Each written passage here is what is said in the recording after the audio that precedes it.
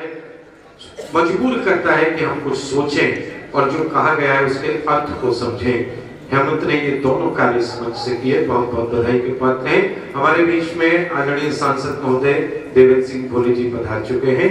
अभिनव जी से अनुरोध है कि उन्हें पहले सम्मानित करें। इस मंच का सरस्वत सम्मान आदरणीय भोले जी ने मानस संगम की जो विचारधारा है, उनका जो सोच है आदरणीय बद्रीनाथ तिवारी जी का, उसको बहुत आगे बढ़ाया है।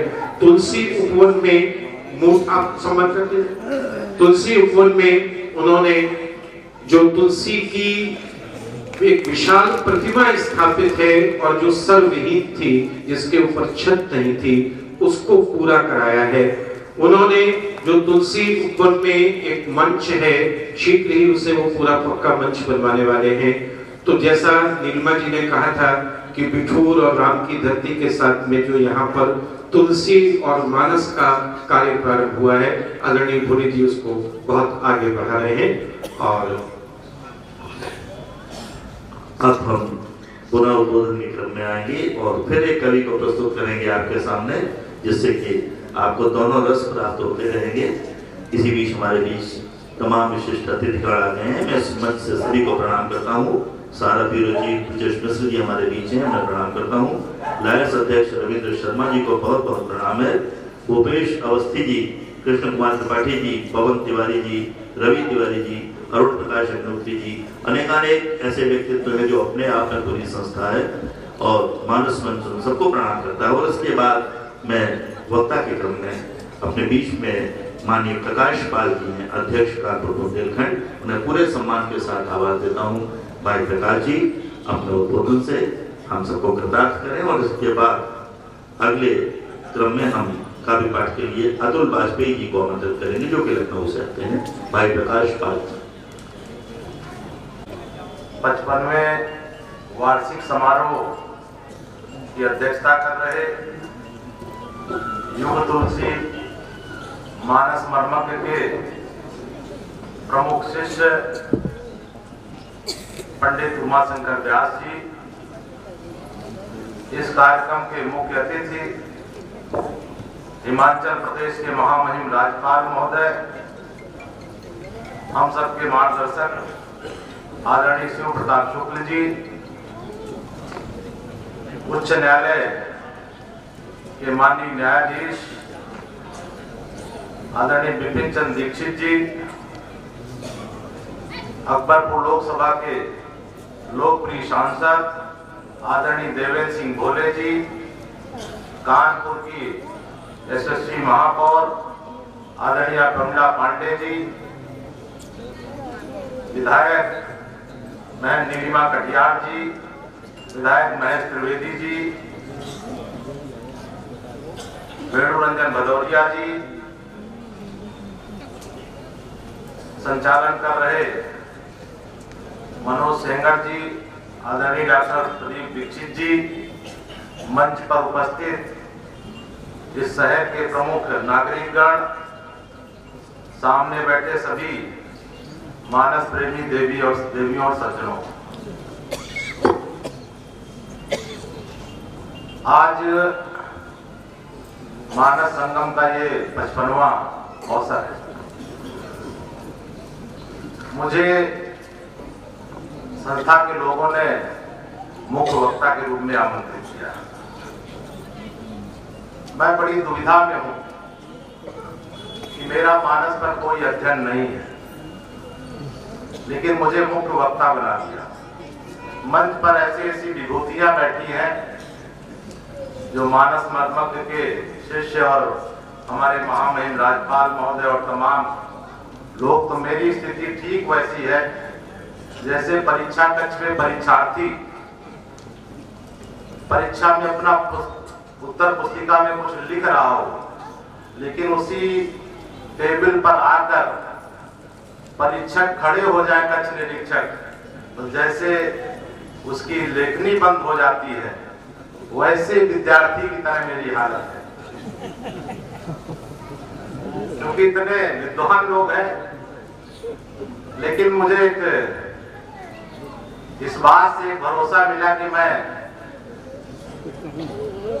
राजकवि मैथिली शरण गुप्त की जब साकेत रचना की उनकी जो मैंने पहला पाठ एक दिन पढ़ा, उसमें उन्होंने प्रस्तावना में ही लिखा है कि हे राम तुम्हारा चरित्र स्वयं ही काव्य है, कोई कवि बन जाए सहज संभाव्य। राम की महिमा है, कोई कहेगा अच्छी ही लगेगी, उसमें कोई मेरा कुछ नहीं होगा, वो राम की महिमा होगी। फिर मुझे रामायण के प्रसंग ने बड़ा हिम्मत बंधाई कि लंका दहन के बाद हनुमान जी वापस राम जी के पास पहुंचे, तो उन्होंने एक प्रसंग का उदाहरण देते हुए कहा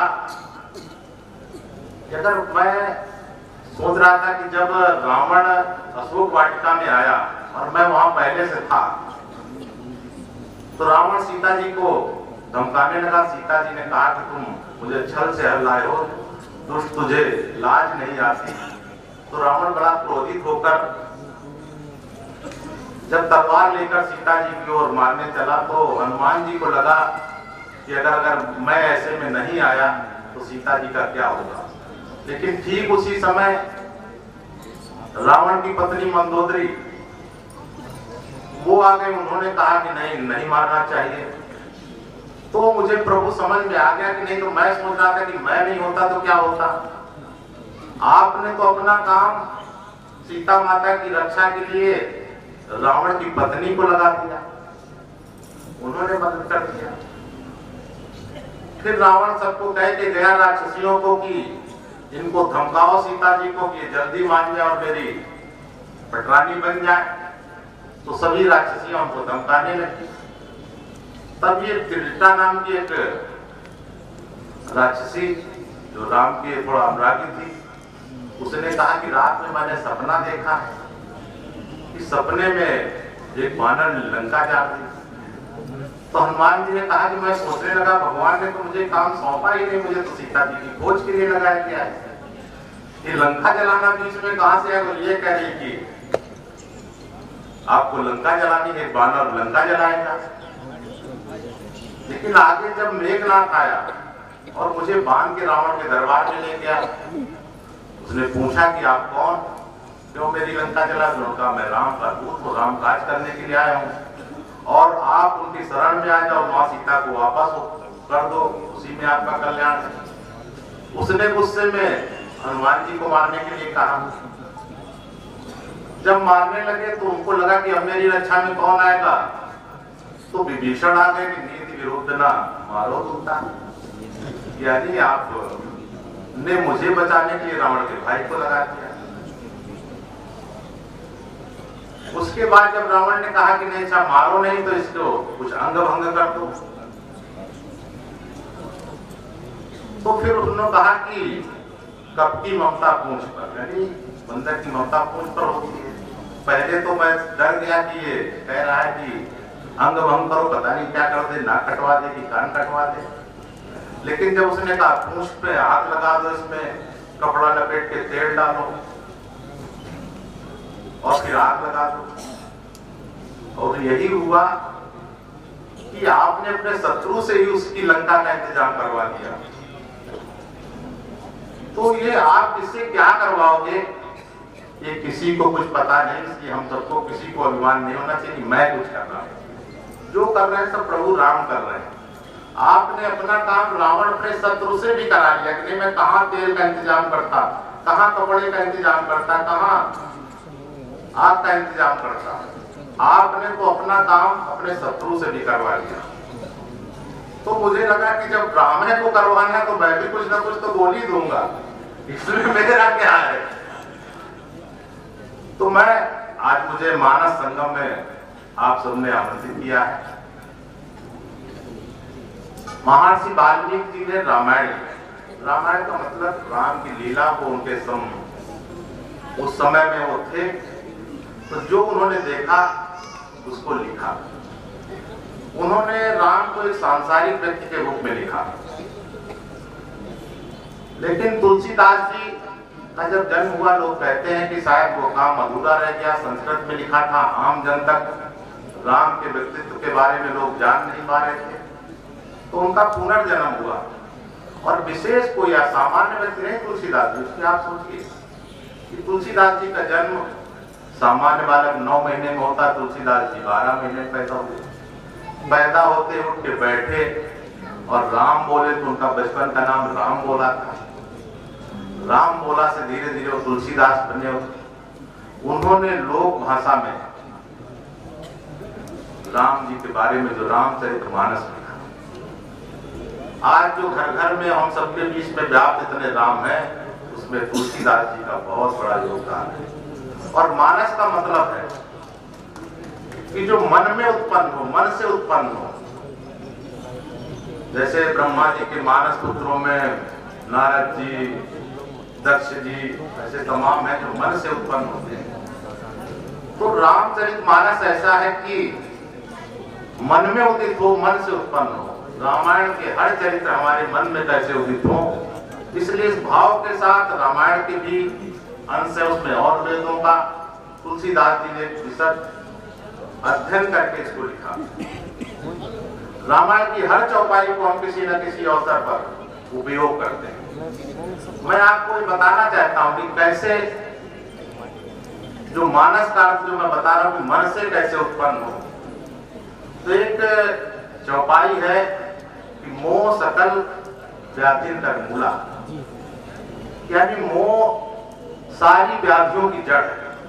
और अगर आप रामचरितमानस पढ़ेंगे तो सारी समस्याओं का, सारे बवाल की जड़ रावण है। अब रावण सारे बवाल की जड़ है तो रावण मोह है। अब जब हम जानते हैं कि मोह आता है तो मोह का सबसे पहला आक्रमण किस पर होता है? वो होता है बुद्धि पर। बुद्धि की प्रतीक है माता सीता। तो मोह सीता का हरण करता है।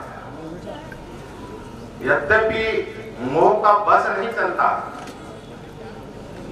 बुद्धि पर, लेकिन उसकी जब परवश होती है तो कुछ कर नहीं पाती। और इसके लिए वैराग और भक्ति की आवश्यकता होती है। और वैराग और भक्ति के प्रतीक हैं हनुमान जी। जब हनुमान जी प्रवेश करते हैं तो जो मोह के जाल प्रपंच होते हैं उनकी लंका को जला देते हैं। उसकी लंका को जला देंगे। जब मोह की लंका जल जाएगी तब ज्ञान आता है। और ज्ञान और बुद्धि, ज्ञान के प्रतीक है राम। और वो मोह के सारे समूल नाश करने का काम करते हैं ज्ञान के जरिए। ये एक मानस का पूरा सार है। ये व्यक्तित्व तो हमारे अंदर मन में उपजे, इसलिए तुलसीदास जी ने रामचरितमानस लिखा। तो ये अवसर पर हमको समझना चाहिए कि रामायण के जितने भी पात्र हैं रामचरितमानस के, उनसे हमको क्या सीखना। अभी आए पुस्तक डॉक्टर प्रदीप दीक्षित जी द्वारा वैश्विक राम। राम केवल भारत के नहीं, दुनिया के लिए आज उनके विचार कितने समसामयिक हैं। राम एक ऐसा नाम है, शायद विश्व के शब्दकोश में दीक्षित जी कोई ऐसा नाम नहीं होगा। एक बार राम बोलो तो प्रभु का नाम है। 2 बार बोलो राम राम तो वो अभिवादन बन जाता है। 3 बार अगर राम राम राम बोलिए तो वो संवेदना हो जाता है। और बार बार राम राम बोलो तो वो संकीर्तन हो जाता है। ऐसा कोई नाम नहीं संसार में, किसी भी शब्दकोश में आप ढूंढ लीजिए, बड़े बड़े हमारे कवि लोग बैठे हैं, ऐसा नाम। तो ये राम की महिमा इतनी है कि उसका 1 बार 2 बार का प्रयोग अलग, 3 बार का प्रयोग अलग, बार बार का प्रयोग अलग, इतना। और राम ने जो अपने कर्मों से जो समाज को दिखाया, राम ने कभी उपदेश नहीं दिए। राम का जो उपदेश है वो उनके कर्म है। आज चाहे वैश्विक आतंकवाद हो, आतंकवाद को कैसे शायद राम जी सर्जिकल स्ट्राइक करने वाले पहले विश्व के व्यक्ति रहे होंगे, जिन्होंने घुसकर दूसरे देश में जाकर मारा। तो आज आतंकवाद हो या और सामाजिक बुराइयां जो भारत में हैं, सामाजिक हैं, उन सब को कैसे गोल भील सबको एकत्रित करके और राम के व्यक्तित्व में एक एक चीज का अगर आप वर्णन करोगे, कैसे वो लंका में जब विजय प्राप्त कर लेते हैं और लक्ष्मण जी का मन करता है कि लंका सोने की लंका है, तब उन्होंने कैसे कहा अब स्वर्णमयी लंका लक्ष्मण रोजते जननी जन्मभूमि स्वर्गादपि गरीयसी, कि अपनी मातृभूमि स्वर्ग है, अपनी मातृभूमि के प्रति जो प्यार। उनके तमाम प्रसंगों को हम सब लोग सुनते हैं, रामायण से हमें तमाम प्रसंग मिलते हैं कि कई बार हमें जो लगता है कि आज ये मेरे लिए परेशानी का कारण है, जो आज की परेशानी जो है वो कभी हमारे लिए अवसर हो सकती है। एक उदाहरण है कि जब दशरथ व्रत हो रहे थे, उनके कोई संतान नहीं थी तो बड़े दुखी होते थे, लेकिन उस दुख में भी उनको श्रवण कुमार के पिता का वो श्राप, माता पिता का श्राप हमेशा संतोष देता था कि तुम भी अपने पुत्र के वियोग में मरोगे। तो उनको ये बात इतना था तो उनके लिए श्राप, लेकिन श्राप भी उनको इतना संतोष देता था कि मरने से पहले मुझे पुत्र रत्न की प्राप्ति होगी, उसका श्राप निश्चित सफल होगा। तो कई बार जो जीवन में हमारे कठिन समय होते हैं वो भविष्य के किसी अच्छे अवसर के लिए होते हैं। एक और उदाहरण के जरिए हम समझ सकते हैं कि जब सीता की खोज में सुग्रीव वानर सेना का नेतृत्व करते, उनका मार्गदर्शन करते थे कि ये दल इधर जाए, इधर जाए, इधर जाओगे समुद्र पड़ेगा, नगर पड़ेगा, जंग बन पड़ेगा। तो राम जी ने पूछा कि आपको भूगोल का बड़ा अध्ययन है, तो उन्होंने कहा कि जब मुझे मेरा भाई बाली मारने के लिए घूमता था तो मैं पूरी पृथ्वी में अपने बचने के लिए घूम रहा था, और उस दौरान मुझे उस संकट काल में मुझे भूगोल का कि कहाँ नदी है, कहाँ वन है, कहाँ पर्वत है, इन सब का अवसर हुआ। अगर उस समय वो कठिनाई में घूमे ना होते तो शायद वानर दल का वो मार्गदर्शन नहीं कर पाते। तो हमको बहुत सी ऐसी चीजें तुलसीदास जी ने जो जन सामान्य के लिया कि जीवन एक जीवन प्रबंध है। रामचरितमानस हर क्षेत्र में राम का आत्मबल आप देखिए, जब जटायु उनकी गोद में अंतिम सांस ले रहे थे तो उन्होंने जटायु जी से कहा कि आप मेरे पिता के मित्र हैं, आप जल्दी स्वर्ग जाने वाले हो, वहां मेरे पिताजी मिलेंगे, उनसे ये मत कहना कि आपकी पुत्र वधु का हरण हुआ है, नहीं उनको बहुत दुख होगा, लेकिन मैं आपको ये विश्वास दिलाता हूँ कि मैं अगर दशरथ का पुत्र हूँ तो कुछ ही दिनों बाद रावण अपने कुल समेत वहां पर बताएगा कि मैंने आपकी पुत्र वधु के हरण का पाप किया। ये आत्मविश्वास राम जी के ऐसे तमाम उदाहरणों से अगर हम उसको ठीक से पढ़ेंगे, माननीय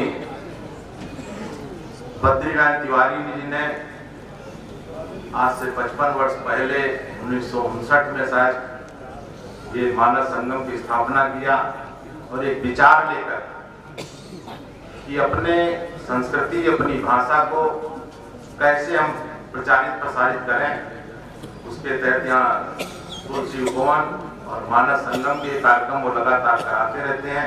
बहुत ही सराहनीय प्रयास है, मैं उनके प्रति हृदय से आभार कि इतना अच्छा काम वो नेक काम करते हैं। आज स्वास्थ्य के कारण से वहाँ उपस्थित नहीं है, मैं उनको नमन करते हुए अपनी बात को विराम देता हूँ। बहुत